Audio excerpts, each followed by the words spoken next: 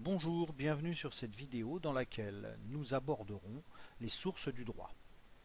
Alors, les règles de droit ont différentes sources. Celles-ci peuvent être nationales, comme par exemple la Constitution de 1958.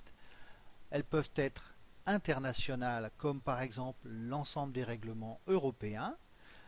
Nous pourrons aussi faire la distinction entre les sources directes, c'est-à-dire des textes rédigés par une institution, exemple le Parlement, ou des sources indirectes qui sont des décisions de justice qui vont compléter, adapter ou préciser une loi. On parlera alors de jurisprudence.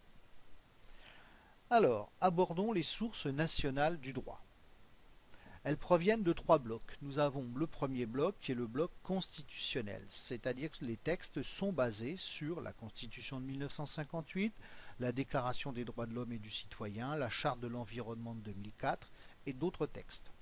Ces textes organisent le fonctionnement de l'État et la séparation des pouvoirs. Ces pouvoirs sont de trois ordres. On a le pouvoir législatif, c'est-à-dire ceux qui votent les lois, le pouvoir exécutif, ceux qui mettent en application les lois, et le pouvoir judiciaire qui sanctionne le non-respect des lois. Le deuxième bloc est le bloc législatif, c'est-à-dire que ce sont des textes qui proviennent du Parlement, mais aussi du gouvernement. Nous y trouverons par exemple les lois qui sont votées par le Parlement. Je le rappelle que le Parlement est constitué de l'Assemblée nationale, les députés, et du Sénat, les sénateurs. Mais nous y trouverons aussi ce que nous appelons les ordonnances, c'est-à-dire que le Parlement va autoriser le gouvernement à faire passer des textes sans vote. Troisième bloc, c'est le bloc réglementaire, qui lui a une portée limitée. Nous y trouverons les décrets, par exemple, décrets mis en place par le président de la République ou le Premier ministre. Alors un décret, ça va permettre d'appliquer une loi, on parlera de décret d'application, ou alors on va simplement créer un texte dans un domaine qui n'est pas réservé à une loi. L'autre élément du bloc réglementaire, ce sont les arrêtés. Donc un arrêté est une décision d'un ministre, d'un préfet, d'un maire. Par exemple, les dates du bac sont sont prises sous forme d'un arrêté ministériel au niveau de l'éducation nationale pour déterminer les dates du bac. Alors voyons maintenant les sources internationales du droit. Ces sources sont de trois ordres. Nous avons premièrement le droit communautaire, c'est-à-dire l'ensemble des textes issus des institutions européennes. Ces textes sont supérieurs au droit national. Nous avons ce que nous appelons les directives européennes. Alors, la directive européenne va fixer des objectifs communs dans le but d'harmoniser les droits nationaux. Les moyens pour y parvenir sont laissés à l'initiative des États. Dernier bloc, c'est les traités et les accords internationaux conclus entre plusieurs pays. Cela va organiser le droit international. Souvent, ils vont porter sur des points précis. Nous pouvons y trouver les échanges d'étudiants avec l'exemple d'Erasmus, mais nous avons aussi des textes sur le commerce international ou sur l'environnement. Alors, revenons à la distinction entre les sources directes et indirectes.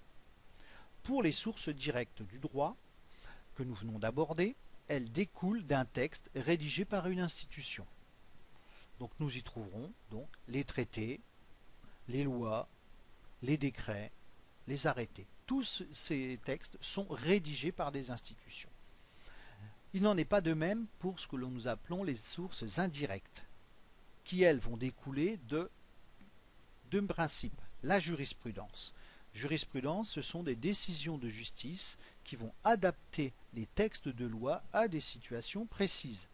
Par exemple, nous avons adapté le droit du travail aux émissions de télé-réalité, puisque maintenant, un participant à une émission de télé-réalité sur la durée peut être considéré comme un travailleur. Deuxième, ce sont les usages et coutumes.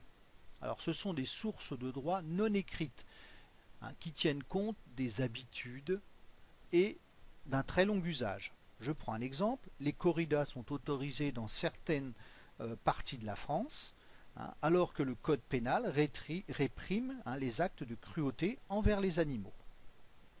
Alors terminons par la hiérarchie des sources du droit. Tout en haut de cette pyramide, c'est-à-dire les textes les plus importants, sont les textes de droit communautaire et la Constitution.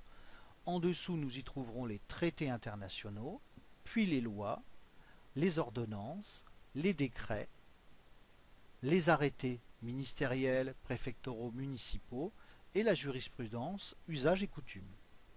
Le principe est simple. Une règle de droit ne peut contredire une règle d'un niveau supérieur. Par exemple, un décret ne peut contredire une loi, ou un arrêté municipal ne peut contredire un arrêté préfectoral. Voilà, j'en ai terminé pour cette leçon sur les sources du droit et vous donne rendez-vous pour une prochaine leçon. Au revoir.